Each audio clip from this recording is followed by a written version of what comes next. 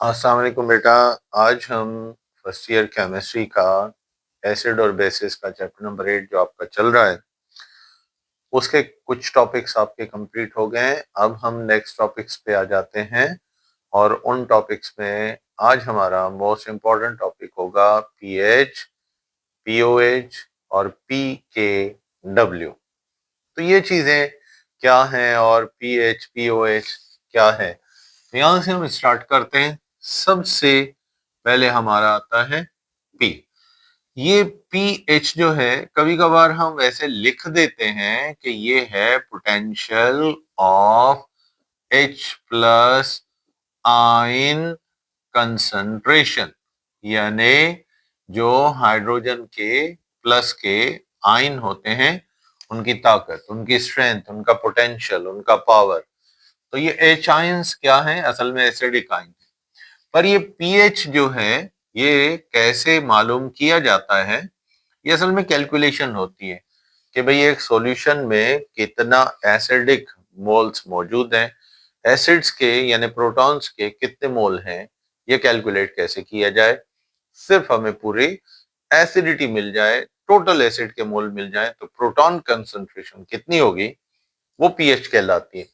तो पीएच को हम जब डिफाइन करते हैं तो हम लिखते हैं इट इज नेगेटिव लॉग। ये नेगेटिव लॉग होता है किसका, हाइड्रोनियम यानी H प्लस आइन जो है ना, इसको आप बोलते हो हाइड्रोनियम आयन।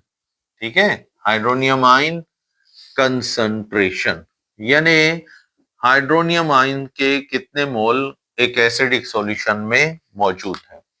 तो हम इसका फार्मूला कैसे बनाते हैं पता है आपको, यानी सिंपल वर्ड्स में हम लिखते हैं pH is equal to minus log जो भी आपको इसके मोल मिलेंगे H प्लस के, तो वो रख दो, उसका नेगेटिव लॉग निकाल लो, तो ये क्या कहलाता है, pH कहलाता है। ये तो होता है एसिड के लिए। अब बिल्कुल इसका ऑपोजिट एक और टर्म होता है, एक और फ्रेज होता है जो आप लोग पढ़ते भी हो लिखते भी हो, वो बेसिस के लिए होता है और उसको हम लिखते हैं POH। अब ये भी वही चीज हो गई, यानी सिंपल वर्ड है हमारे पास पोटेंशियल ऑफ हाइड्रोजाइल या हाइड्रो ऑक्साइड आयंस कंसंट्रेशन, लफ्ज ये। तो ये बेसिस के लिए होता है। तो ये POH क्या है, यानी इट इज, ये असल में है नेगेटिव लॉग ऑफ OH यानी हाइड्रो ऑक्साइड आयन कंसंट्रेशन।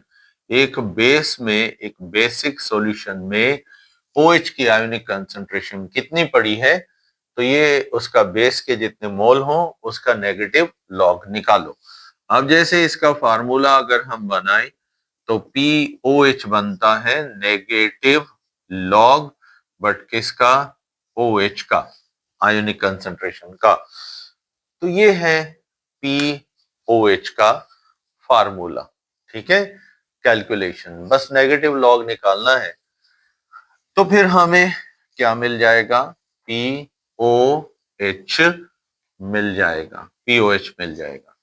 अब POH के बाद हमारे पास एक और होता है क्या, आमतौर पर KW, या फिर इसको हम आमतौर पर क्या कहते हैं, KW को डिसोसिएशन कांस्टेंट फॉर, इसके लिए वाटर। ठीक है, डिसोसिएशन कांस्टेंट फॉर वाटर, यानी ये क्या है, असल में ये KW जो है ये फिक्स किया हुआ है इन्होंने 1 × 10⁻⁻14 मोल्स। ठीक है ना, ये फिक्स किया हुआ है वाटर का डिसोसिएशन कांस्टेंट। तो ये तीन चीजें हैं जिनका आपस में कहीं ना कहीं को रिलेशन होता है। और ये सिर्फ कैलकुलेट होते हैं, और टॉपिक तो बहुत बड़ा है, काफी डिटेल है।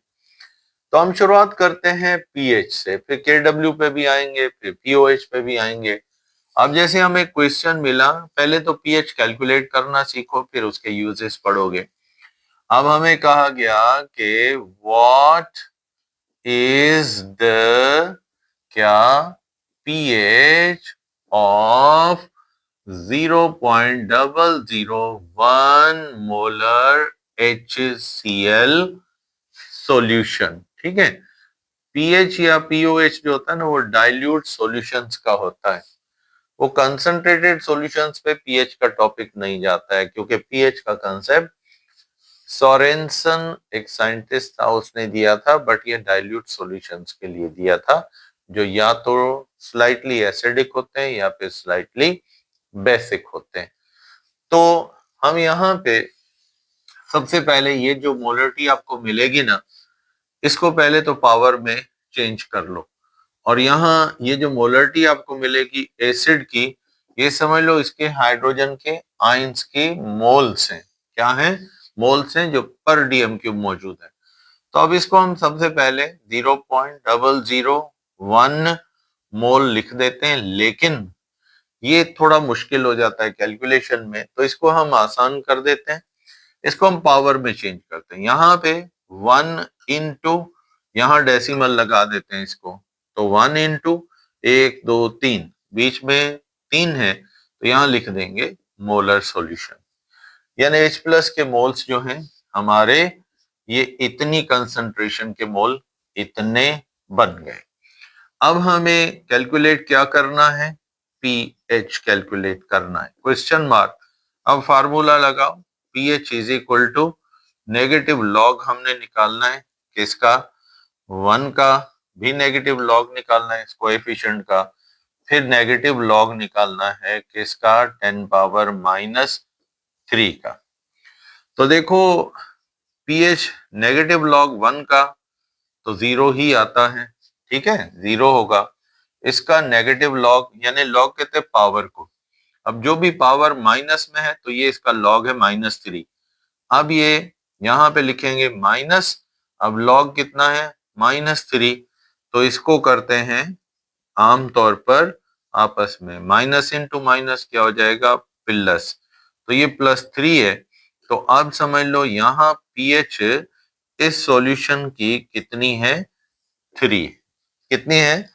3 है। तो ये तरीका है, आप क्या कैलकुलेट कर सकते हो? पीएच।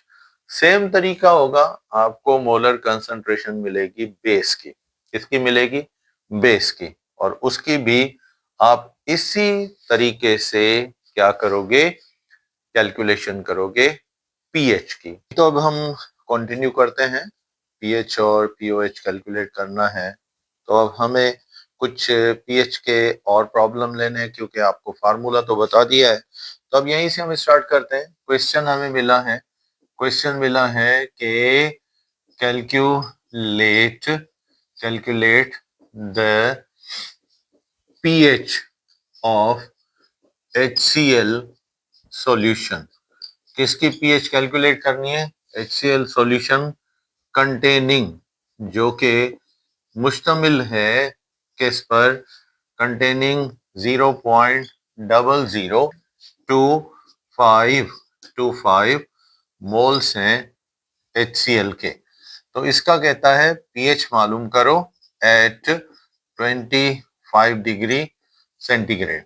अब यहाँ पर हम सबसे पहले हाइड्रोजन आयन कंसंट्रेशन रखेंगे, तो ये 0.0025, या फिर इसको यूं भी लिख सकते हो 2.5 इंटू 10 पावर 1 2 3 -3 लिखोगे, मोलर कंसंट्रेशन है।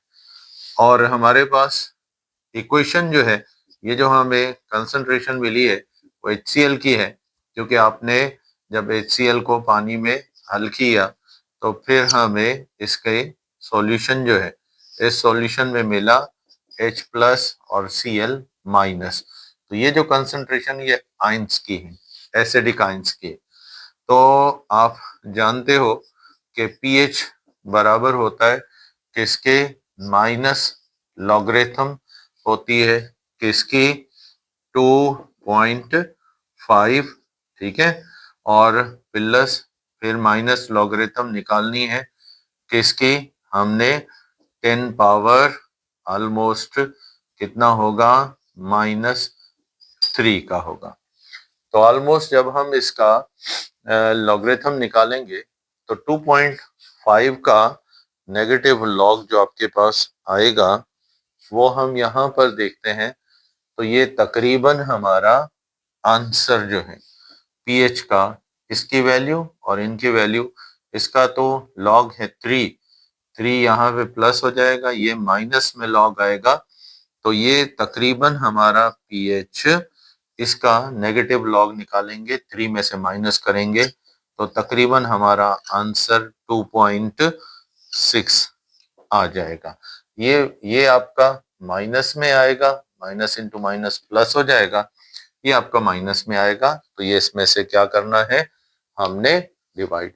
तो आप देखें, सबसे पहले जब भी हम पीएच कैलकुलेट करें तो मोलर कंसंट्रेशन मिलेगी, उसको पहले पावर्स में चेंज करो, फिर जो कोएफिशिएंट है उसका नेगेटिव लॉग अलग निकालो, और उसके बाद जो आपके पास लॉग है इसका।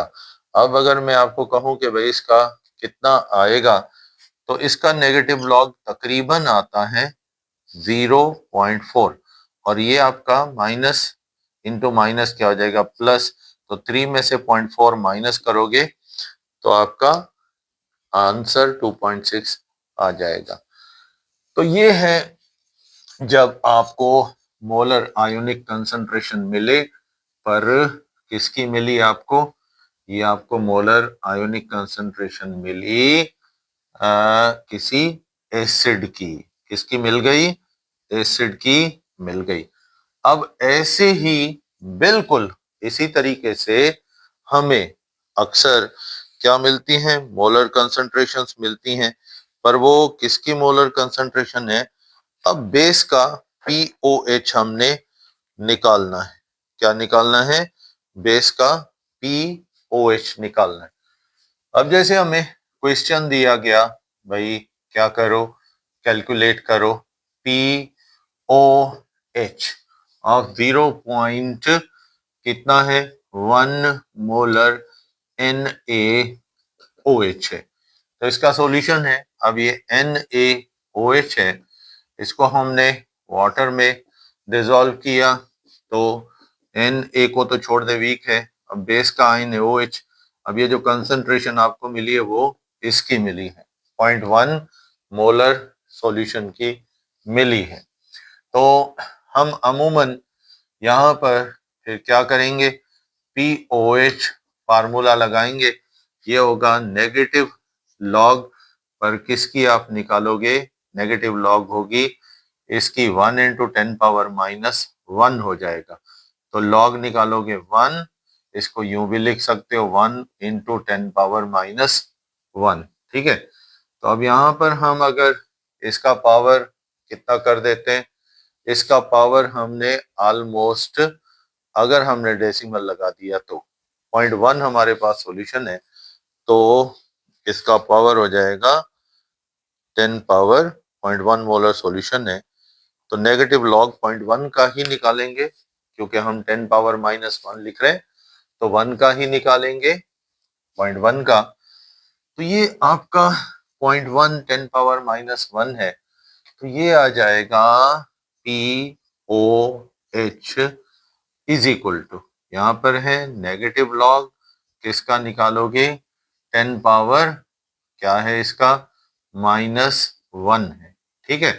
तो अब हम अगर इसका निकाले 1 का, तो आपको पता ही है कि नेगेटिव लॉग निकालना है, POH निकाल रहे हो तो नेगेटिव लॉग पहले निकालोगे 1 का, और फिर इसमें प्लस करोगे, किसका, नेगेटिव लॉग निकालोगे 10 पावर -1 का।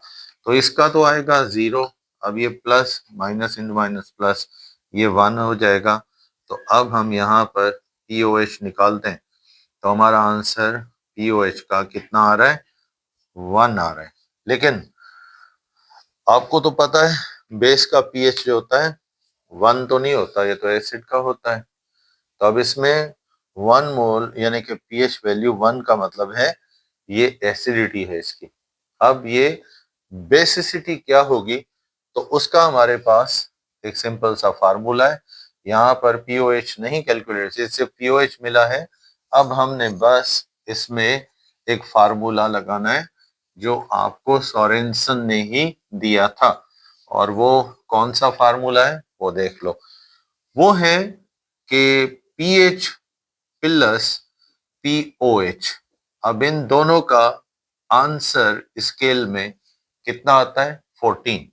तो अब हमारे पास पीएच हमने कैलकुलेट करना है, तो प्लस पीओएच हमारा कितना है, 1 है, इज इक्वल टू 14।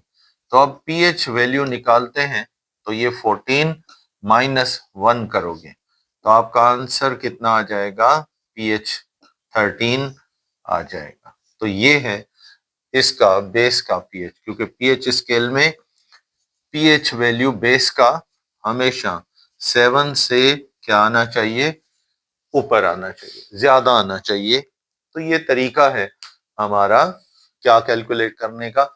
यानी हमने अब कैलकुलेट किया, क्या कैलकुलेट किया हमने, पीओएच हमने कैलकुलेट किया। अब हमें देखें इसमें हमें पीओएच कितना मिला हुआ था, 1, ठीक है, और पीएच हमने कैलकुलेट करना था, ठीक है।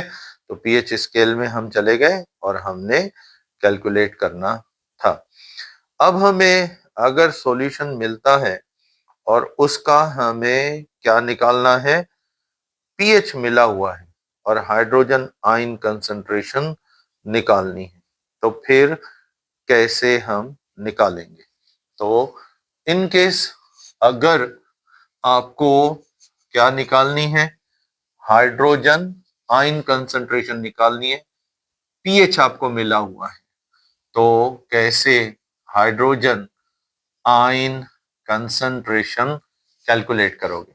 जैसा कि आपको पता है पीएच बराबर होता है नेगेटिव लॉग किसका, हाइड्रोनियम आयन कंसंट्रेशन का।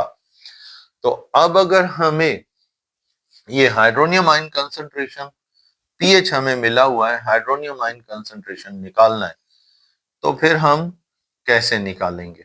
तो इसके लिए हमें H आयंस ये लिखना पड़ेगा और ये कैलकुलेट करना है। अब इसको लॉग को इस तरफ लेकर आओ, तो जो पीएच है उसका क्या निकालो, ये देखो पीएच है ना, यहाँ पीएच वैल्यू रखो, बस उसके पीएच का क्या निकालो, नेगेटिव लॉग निकालो। क्या निकालो, उसके पीएच का नेगेटिव लॉग निकालो। तो जो नेगेटिव लॉग निकालोगे किसका, पीएच का, वो आपका, या एंटी लॉग आप इसको कह सकते हो, 10 पावर का जो होगा वो निकालोगे, तो वो आपका क्या होगा, वो आपका होगा हाइड्रोजन के आयन कंसंट्रेशन। अब जैसे हमें यहाँ पर वैल्यू मिली है, पीएच है किसकी, एक सॉल्यूशन की 4.852 है। अब ये कह रहा है कि इसमें हाइड्रोनियम आयन कंसंट्रेशन कितने होंगे। तो हम क्या करें, यहाँ पर हमने पीएच जो है, ये तो आपको पता ही है, पीएच असल में होता है 10, ठीक है ना, 10 बेस होता है। अब हमने नेगेटिव लॉग निकालना है किसका, पीएच का, हमने नेगेटिव लॉग निकालना है। तो देख लो यहाँ पर हम इसको यूं लिखेंगे, यानी हाइड्रोनियम आयन कंसंट्रेशन पीएच जो भी है आपके पास क्या है, पीएच जो है, पीएच का क्या निकाल लो, इसका निकालो एंटी लॉग। क्या निकालो, एंटी लॉग। तो अब देखो आपके पास हाइड्रोनियम आयन कंसंट्रेशन तो 10 रखा बेस पीएच के लिए। अब हमें नेगेटिव लॉग चाहिए -4.852 का। क्या निकालोगे इसका, एंटी लॉग। अब एंटी लॉग कैसे निकालते हो, लॉगरिथम टेबल से भी निकाल सकते हो आप लोग। और दूसरा तरीका आपका क्या है कि इसको कॉलम वाइज देखो और 10 पावर माइनस 483 का नेगेटिव लॉग निकालो, तो ये आपका तकरीबन आता है 1.51। कितना आता है? ये नेगेटिव लॉग निकालोगे 1.51 इंटू 10 पावर माइनस 5, ये इसका नेगेटिव लॉग आएगा, ये मोलर कंसंट्रेशन होगी। तो इस तरह हमने करना क्या है, सिंपली जो भी 10 बेस्ड वैल्यू जो भी मिले 10 लिखकर पीएच की जगह वहां पर उसका एंटी लॉग निकालो। तो 10 पावर जो भी है उसका एंटी लॉग निकालेंगे तो वो हमारा हाइड्रोनियम आयन कंसंट्रेशन की क्या होगी, मोलरिटी होगी। अब बस आखिर में सिर्फ एक काम और करना है आपने, कैलकुलेशंस तो आप इसी तरीके से करोगे। अब कैलकुलेशंस में हमें एक और तरफ जाना है और वो है हमारा पीएच स्केल। पीएच स्केल क्या है? ये असल में नेगेटिव लॉग होता है किसका? हाइड्रोनियम आयन कंसंट्रेशन का। और ये आपको पता है 10 पावर कहां से शुरू होता है? ये 10 पावर 0 से शुरू होता है, ठीक है। फिर 10 पावर माइनस 1, फिर 10 power minus 2 and so on. तो हमारा ये फिर एंटी लॉग निकलेगा, नेगेटिव लॉग। तो ये शुरू होगा कहां से? 0 से। 0 आएगा, फिर आएगा 1, फिर आएगा 2, बस नेगेटिव लॉग निकालो, ये कंसंट्रेशन है। तो 1 2 3 4 5 7 तक जाओ, फिर 8 9, फिर चलते जाओ 14 तक। तो ये जो वैल्यू है 0 से 14 तक, इस वैल्यू को हम कहते हैं पीएच स्केल। और ये वाटर का मैक्सिमम डिसोसिएशन कांस्टेंट जो है वो 10 पावर माइनस 14 होता है। तो इसलिए हमने इसका नेगेटिव लॉग निकाला तो 14 तक आएगा। अब जहां भी आपको पीएच वैल्यू नेगेटिव लॉग निकालने के बाद कहां तक आती है? 0 से 6 तक आती है। तो फिर समझ जाओ ये 0 से 6 तक अगर आएगा तो ये कौन सी चीज होगी? ये एसिडिक होगी चीज।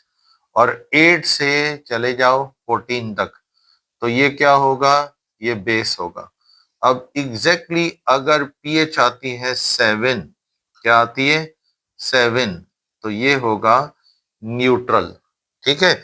अब जैसे प्योर वाटर है, इसका पीएच स्केल में पीएच होती है कितनी? 7।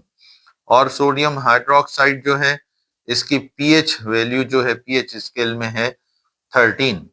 और उसके बाद जैसे ह्यूमन ब्लड है, तो ह्यूमन ब्लड जो है ये आमतौर पर इसकी पीएच होती है 7.40 तक, कभी कभार लिखा जाता है 7.36 भी लिखा जाता है। और उसके बाद HCl की पीएच जो है 2.1 तक हो सकती है। तो ये स्केल है पीएच का जो हमें ये बताता है कि कौन सी चीज स्ट्रांगली एसिडिक है और कौन सी चीज स्ट्रांगली बेसिक है। तो जिसका पीएच वैल्यू नेगेटिव लॉग निकालने के बाद ये 0 से 6 तक आ जाए तो ये एसिड कहलाता है। और उसके बाद 7 से 8 से 14 तक आ जाए तो बेस कहलाता है। एग्जैक्टली अगर ये 7 है तो वो चीज न्यूट्रल होती है। तो ये है हमारा पीएच स्केल। क्या है ये? PH scale. अब आते हैं हम एक और टॉपिक की तरफ। वैसे तो पीएच बहुत बड़ा टॉपिक है, आप इसमें बहुत सारी कैलकुलेशंस कर सकते हो, एसिड की, बेसिस की, वगैरह वगैरह। लेकिन यहाँ आपके सिलेबस में इतना नहीं है तो हम उस हिसाब से चल रहे हैं। तो अब हम लेते हैं एक और यहाँ पर टॉपिक, वो भी ऑलमोस्ट इनसे ही ताल्लुक है, एसिड से। एसिड्स का चैप्टर चल रहा है तो इसको बोलते हैं लेवलिंग इफेक्ट ऑफ एसिड्स और बेसिस। यानी एसिड्स हैं या फिर बेसिस हैं, उनमें लेवलिंग इफेक्ट क्या है। अब देखिए कुछ एसिड्स उठाते हैं, जैसे हाइड्रो आयोडिक एसिड है, पानी में हम इसको हल करते हैं तो पानी इसको एक स्ट्रॉन्ग एसिड मानता है, प्रोटॉन को ये पेयर डोनेट कर देता है और यहाँ बनाता है H3O+ और बाकी आयोडाइड माइनस में। उसके बाद आप उठाते हो हाइड्रोजन हाइड्रोब्रोमिक एसिड, वाटर में हल करते हो, उसी में जिसमें पहले ये हल किया हुआ था आपने फिर हाइड्रोब्रोमिक एसिड ऐड कर दिया, इसने भी प्रोटॉन रिलीज किया, वाटर ने इसको भी लोन पेयर देके ऑक्सोनियमाइन बना लिया और ब्रोमाइड को अलग कर दिया। उसके बाद HCl है, इसको भी जब वाटर में डिसॉल्व किया गया, वाटर समझा वही है, HI स्ट्रॉन्ग है, अब इसने क्या किया, यहाँ बना लिया H3O+ और यहाँ पर ये Cl माइनस में अलग हो गया। फिर एक और एसिड हमने इसमें ऐड किया वाटर में और वो था HF, तो जब HF को वाटर में हल किया तो भी यहाँ पर वही हुआ, लोन पेयर दिया इसको और यहाँ बना लिया H3O+ और यहाँ फ्लोरीन किस में आ गया, माइनस में। अब आप देखो वाटर जो है वो मुसलसल हम एसिड चेंज करते आ रहे हैं, लेकिन का वाटर का बिहेवियर देखो, रिएक्शन देखो इन एसिड्स के साथ ऑलमोस्ट क्या चल रहा है, सेम चल रहा है। हर मतलब hydrogen hydroiodic acid, hydrobromic acid, hydrochloric acid ये ऑक्सोनियमाइन या हाइड्रोनियमाइन बनाता जा रहा है और उसका कॉन्जुगेट बेस अलग हो रहा है, पानी में इंडिपेंडेंट मूव कर रहा है क्योंकि ये वीक है, ये कोई ज्यादा रिएक्ट नहीं करते कॉन्जुगेट बेसिस स्ट्रॉन्ग एसिड के। तो वाटर इन सब के साथ इक्वल बिहेव कर रहा है। अब ये किसी के साथ भी इसका रिएक्शन इन एसिड्स में डिफरेंट नहीं है, वो समझ रहा है ये सारे एक ही एसिड के मॉलिक्यूल हैं। क्यों एक ही एसिड के मॉलिक्यूल इसको वाटर को दिखाई दे रहे हैं, क्योंकि इनकी स्ट्रेंथ में कोई बहुत बड़ा फर्क नहीं है। हाँ हो सकता है 0.1 0.2 का फर्क है, तो ये तकरीबन इक्वली स्ट्रॉन्ग एसिड्स हैं। तो जहां हम इक्वली स्ट्रॉन्ग एसिड्स को पानी में हल करें और फिर पानी उनके साथ जो रिएक्शन करे वो सब डिफरेंट एसिड्स के साथ सेम बिहेव करे ड्यू टू सेम नेचर की वजह से, ड्यू टू इक्वल स्ट्रेंथ की वजह से, और उनके साथ सेम एक्शन करे और वो कोई मामूली भी चेंज उसके रिएक्शन में ना आए, तो इस अमल को क्या कहते हैं, लेवलिंग इफेक्ट। यानी इसने सबकी स्ट्रेंथ को लेवल कर दिया, बराबर कर दिया और वो समझ रहा है कि कोई इसमें बड़ा फर्क नहीं है। तो स्ट्रेंथ में जहां मामूली फर्क हो एसिड्स में, तो वाटर का रिएक्शन उनके साथ ऑलमोस्ट सेम चलता है। तो इस अमल को आप क्या बोलते हो, इस अमल को आप बोलते हो लेवलिंग इफेक्ट ऑफ एसिड्स और बेसिस। ये उन एसिड या बेसिस में होगा जिनकी स्ट्रेंथ तकरीबन क्या होती है, ऑलमोस्ट करीब करीब होती है, कोई बहुत बड़ा गैप नहीं होता है, ये वहां होता है। तो हम इसको लेवलिंग इफेक्ट को कैसे फिर डिफाइन करते हैं, यानी व्हेन जहां एसिड्स ऑफ इक्वल स्ट्रेंथ, तकरीबन एक ही इक्वल स्ट्रेंथ के, ठीक है। यहां बल्कि मैं एक थोड़ा सा लफ्ज और ऐड कर दूं और आसान हो जाएगा, वो ये है of all most equal strength. तकरीबन वो एसिड जिनकी स्ट्रेंथ करीब करीब है, क्लोजली रिलेटेड है, बराबर है, आर डिसॉल्व, इनको हल किया जाता है। किसमें हल करते हो, इनटू वाटर, पानी में हल करते हो, एंड और फिर वाटर शोज, और फिर वाटर दिखाता है क्या, सेम क्या बेटा, एक्शन और रिएक्शन जब वो करता है उसके साथ एक्शन या फिर रिएक्शन, बट कौन सा एक्शन या रिएक्शन कर रहा है, सेम रिएक्शन, देखा तीनों के साथ चारों के साथ रिएक्शन, ठीक, विद किसके साथ, ऑल एसिड्स, और किसके साथ, बेसिस के साथ। तो फिर इट इज कॉल्ड, इसको आप क्या बोलोगे, इसको आप बोलोगे levelling effect, levelling effect of acids और बेसिस। और ये कहां पर होगा?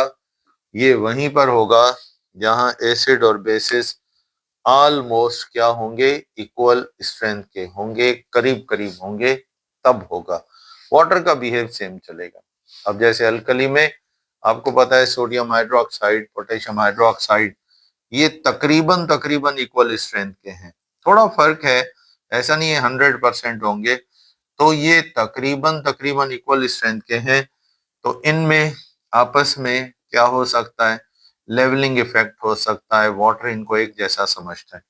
और इसी तरीके से hydrogen iodide, hydro iodic acid, hydrogen bromide, hydrobromic acid, hydrogen chloride, hydrochloric acid, इनके साथ भी वाटर लेवलिंग इफेक्ट कर सकता है, क्योंकि इनकी स्ट्रेंथ भी ऑलमोस्ट क्या होती है, इक्वल या फिर सेम होती है। तो इसलिए ये लेवलिंग इफेक्ट का कंसेप्ट ही हमारे पास यही है कि जहां इक्वल करीब करीब स्ट्रेंथ वाले एसिड या बेसिस रिएक्ट करें और वाटर उनके साथ क्या करता है, उनके साथ सेम इक्वल बिहेव रखता है, तो फिर इस अमल को हम वाटर का क्या बोलते हैं, लेवलिंग इफेक्ट बोलते हैं।